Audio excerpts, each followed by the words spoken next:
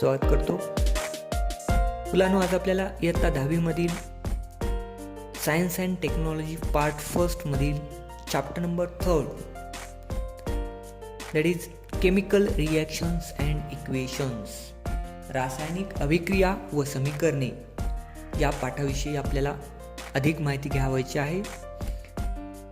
मुलांनो, हा पाठ मेन 4 भागामध्ये विभागलेला आहे. That parts are, first one is the chemical reactions, रासायनिक अभिक्रिया. Second one is the rules of writing chemical reaction, रासायनिक अभिक्रियांच्या लेखनाचे नियम. Third one is the balancing a chemical equation, रासायनिक समीकरण संतुलित करणे. And fourth one, types of chemical reactions, रासायनिक अभिक्रियांचे प्रकार. Let us discuss one by one. First point, that is chemical reactions, रासायनिक अभिक्रिया. Some of the scientists of the 18th and 19th century carried out fundamental experiments on chemical reaction. They proved from their experiments that during chemical reactions, composition of the matter changes and that change remains permanent. या ठिकाणी 18व्या आणि 19व्या शतकांमधील काही शास्त्रज्ञांनी रासायनिक अभिक्रियांच्या संदर्भात मूलभूत प्रयोग केले होते. त्यांनी या प्रयोगातून असे सिद्ध केले की रासायनिक अभिक्रिया होताना द्रव्याचे संघटन बदलते आणि हा बदल कायमस्वरूपी असतो. On the controversy, during physical change, only the state of matter changes and this change is often temporary in nature. या उलट भौतिक बदलाच्या वेळी केवळ द्रव्याची अवस्था किंवा रूप यांच्यात बदल होतो आणि हा बदल बराच वेळा तात्पुरत्या स्वरूपाचा असतो. Look at the table 3.1. Identify physical and chemical changes from the phenomenon given in the following table. या ठिकाणी तुम्हाला तक्त्यामध्ये दिलेल्या घटनांमधील भौतिक व रासायनिक बदल ओळखायचे आहेत. परंतु हा भाग कोविड-19मुळे हा परीक्षेमधून यावर्षी वगळलेला आहे. आपला जो सिलेबस रेड्यूस केलेला आहे, या रेड्यूस केलेल्या सिलेबसमध्ये हा पॉईंट आहे. परंतु आपल्याला हा भाग घेणं आवश्यक आहे. हा बेसिक भाग आहे. हा भाग समजल्यानंतरच आपल्याला पुढे केमिकल रिॲक्शन्स हा भाग समजणार आहे. त्यामुळे या ठिकाणी आपल्याला हा भाग फिजिकल अँड केमिकल चेंज याबद्दल माहिती घेणं आवश्यक आहे. आपण 8वी 9वी या वर्गामध्ये सुद्धा याबद्दल माहिती घेतलेली आहे. या ठिकाणी टेबलमध्ये आपल्याला फिनॉमिनॉन दिलेला आहे. त्यामध्ये फिजिकल किंवा केमिकल चेंज कोणते आहेत ते आपल्याला सांगावायचे आहेत. Look at the table and let us discuss one by one. First phenomenon, that is transforming of ice into water, बर्फाचे पाण्यात रूपांतर होणे. This is physical change, हा भौतिक बदल आहे. बर्फाचे पाण्यामध्ये रूपांतर झाल्यानंतर परत आपल्याला या ठिकाणी पाण्याचं रूपांतर बर्फामध्ये करता येतं. भौतिक बदलामध्ये आपल्याला जो मूळ पदार्थ आहे तो परत मिळवता येतो. Second one is the second example, cooking of food, अन्न शिजणे. This is chemical change, हा रासायनिक बदल आहे. अन्न शिजल्यानंतर आपल्याला जे इन्ग्रेडियंट्स आहेत ते परत मिळवता येत नाहीत. नवीन पदार्थ तयार होतो. मूळ पदार्थापेक्षा जो तयार होणारा पदार्थ हा नवीन असतो. त्यामध्ये बदल हा परमनंट झालेला असतो. Third one is the ripening of fruit, फळ परिपक्व होणे. हा देखील रासायनिक बदल आहे, chemical change. Fourth one is the milk turn into a curd, दुधाचे दह्यात रूपांतर होणे. This is also chemical change, हा सुद्धा रासायनिक बदल आहे. दुधाचं दह्यामध्ये रूपांतर होणे.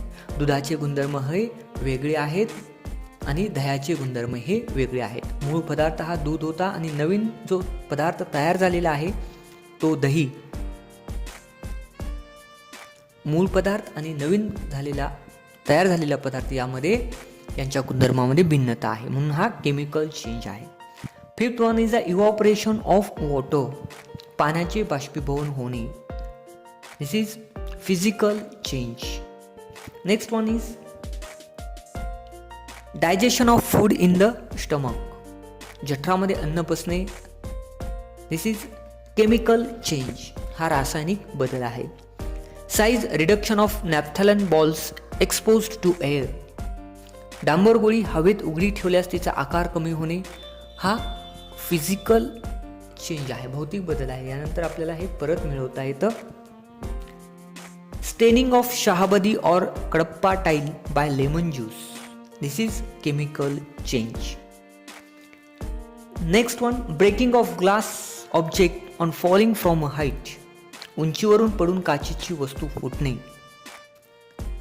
हा भौतिक बदल आहे, फिजिकल चेंज.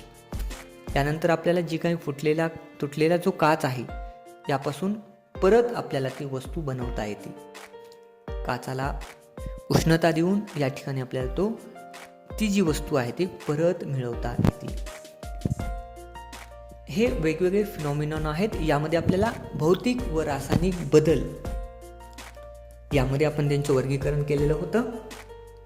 तर मुलांनो बघा, यामध्ये जे काही तुम्हाला बदल घडून आलेले दिसले, भौतिक बदल म्हणजे काय किंवा रासायनिक बदलामध्ये काय घडून येतं. भौतिक बदलामध्ये जे काही मूळ पदार्थ आहेत याचे गुणधर्म बदलत नाहीत आणि नवीन कोणताही पदार्थ तयार होत नाही. परंतु जो रासायनिक बदल आहे यामध्ये नवीन पदार्थ तयार होतो आणि जो काही मूळ पदार्थ आहे या मूळ पदार्थामध्ये यामध्ये बदल घडून आलेला दिसतो. अंडरस्टूड? खूप सोपा भाग आहे. आपण हा 7वी 8वी पासून हा शिकत आलेला आहे. Next, a physical change takes place due to change in the parameters such as temperature, pressure. तापमान, दाब यांच्यासारखे परिमापी पॅरामीटर्स बदलल्यामुळे भौतिक बदल घडतो. हे आत्ताच आपण शिकलेले आहे. Often a physical change in reversible, आणि हा जो भौतिक बदल जो आहे बऱ्याच वेळा हा प्रत्यावर्ती रिव्हर्सिबल असतो. लक्षात. Next, the composition of matter remains the same in physical change. For example, ice is transferred into water on heating and water is transferred into ice on cooling. भौतिक बदलामध्ये द्रव्याचे संघटन आहे तसेच राहते. उदाहरणामध्ये बर्फ तापविल्यावर त्याचे पाण्यात रूपांतर होते व पाणी थंड केल्यावर त्याचे बर्फात रूपांतर होते. ठीक आहे. आता हा आपल्याला माहिती आहे. On the controversy, if the composition of matter changes during a process then it is called as a chemical change. याउलट एखाद्या प्रक्रियेत द्रव्याचे संघटन बदलले तर त्याला रासायनिक बदल म्हणतात. हे आपण वेगवेगळ्या उदाहरणावरून शिकलेलं आहे. When we call a particular process or phenomenon as a chemical change, some chemical reactions are taking place in a concerned matter. जेव्हा एखादी प्रक्रिया किंवा घटना म्हणजे रासायनिक बदल आहे असे आपण म्हणतो, तेव्हा संबंधित द्रव्यात काही रासायनिक अभिक्रिया घडतात. हे वरच्या उदाहरणावरून आपल्याला लक्षात आलेलं आहेच. जसं की मिल्क टर्न इनटू कर्ड. ठीक आहे.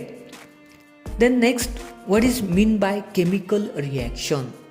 आता रासायनिक अभिक्रिया कशाला म्हणायचं हा भाग आपण या ठिकाणी पाहणार आहोत. A chemical reaction is a process in which some substances undergo bond breaking and are transformed into new substances by formation of new bonds. रासायनिक अभिक्रिया म्हणजे अशी प्रक्रिया असते जी घडताना काही पदार्थांमधील रासायनिक बंधाचे विभाजन होऊन नवीन रासायनिक बंध तयार होतात व त्या पदार्थांचे रूपांतर नवीन पदार्थांमध्ये होते. The substances taking part in a chemical reactions are called as reactants, whereas the substances formed as a result of a chemical reaction by formation of new bonds are called products. जे पदार्थ बंध विभाजनाद्वारे रासायनिक अभिक्रियेमध्ये सहभागी होतात त्यांना अभिक्रियाकारक किंवा अभिकारक असे म्हणतात. याउलट रासायनिक अभिक्रियेचा परिणाम म्हणून नवीन बंध तयार होऊन जे पदार्थ नव्याने तयार होतात त्यांना उत्पादिते असे म्हणतात. Understood? Then for example, formation of carbon dioxide gas by combustion of coal in air is a chemical reaction. In this reaction, coal, that is carbon, and oxygen from air are the reactants while carbon dioxide is the product. या उदाहरणामध्ये कोळशाचे हवेत ज्वलन होऊन carbon dioxide वायू तयार होतो. ही एक रासायनिक प्रक्रिया आहे आणि या रासायनिक अभिक्रियेमध्ये कोळसा म्हणजेच कार्बन व ऑक्सिजन हे अभिकारक आहेत, तर कार्बन डायऑक्साईड हे उत्पादित आहे. रासायनिक अभिक्रिया दर्शवण्यासाठी रासायनिक समीकरण लिहितात. A chemical reaction is represented by writing a chemical equation. ठीक आहे, अंडरस्टँड? खूप सोपं आहे. या ठिकाणी रासायनिक अभिक्रिया घडून आल्यानंतर जे काही बदल होतात ते बदल आपल्याला समीकरणाच्या स्वरूपामध्ये सुद्धा मांडता येतात आणि त्याचा अभ्यास करणे यामुळं खूप सोपं जातं. Then next bit, that is rules of writing chemical reaction. रासायनिक अभिक्रियांच्या लेखनाचे नियम. This bit we discuss in next video.